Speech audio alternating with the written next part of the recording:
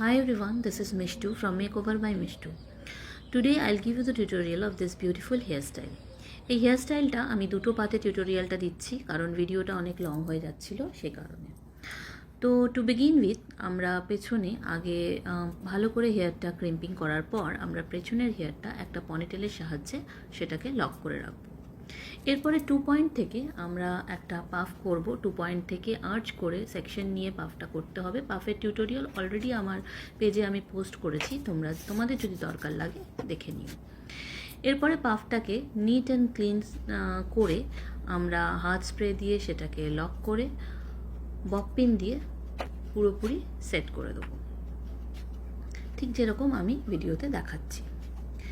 এরপরে front section থেকে আমরা আইব্রো আর্চ থেকে একটু জিগজ্যাগ সেকশন নিয়ে আমরা সাইড পার্টিং করব। সাইড পার্টিং করে বোথ সাইডের হেয়ারটা আমরা সেকশন ক্লিপ দিয়ে ভালোভাবে লক করে রাখবো, যাতে এটা আমাদের পেছনের হেয়ারের সঙ্গে কোনোভাবে কোনো ডিস্টারবেন্স ক্রিয়েট না করে। এরপরে একটা ডোনাটকে কেটে আমি কিছুটা পেছনের হেয়ার নিয়ে, পুরোটা নিইনি, কিছুটা হেয়ার নিয়ে আমি একটা বানের শেপ দিয়ে সেটাকে ইউপিন দিয়ে ভালোভাবে লক করব। বানের শেপটা তুমি যেরকম তোমার ইচ্ছে তুমি সেই রকম একটা বানের শেপ দিতে পারো। তো বানটা একটু টাইট করে লক করতে হবে, সেটা তোমাকে দেখে নিতে হবে যেন তুমি যখন বানটা করছো সেটা যেন ভালোভাবে টাইট করে লক হয়।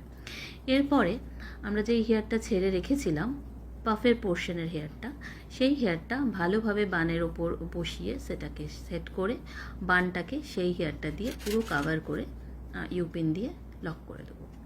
এরপরে ফ্রন্ট সেকশনে যাব। ফ্রন্ট সেকশনে গিয়ে আমরা আবার আইব্রো আর্চ থেকে হেয়ার নিয়ে সেটাকে পাফের সাথে মার্চ করে বানে সেট করে দিতে হবে,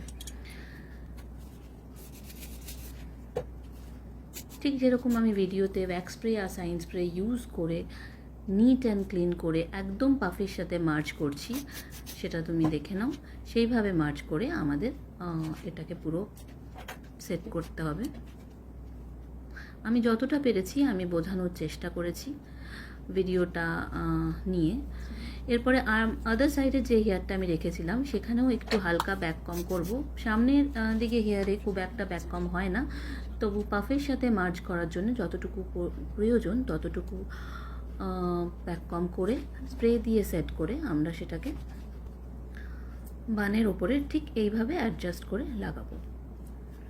আশা করি ভিডিওটায় তোমাদের আমি বোঝাতে পারলাম যে কিভাবে আমি করলাম। এরপরে অ্যাক্সেসরিজ দিয়ে আমরা বানটাকে ডিজাইন করে নেব। ফ্রন্ট সেকশনের জন্য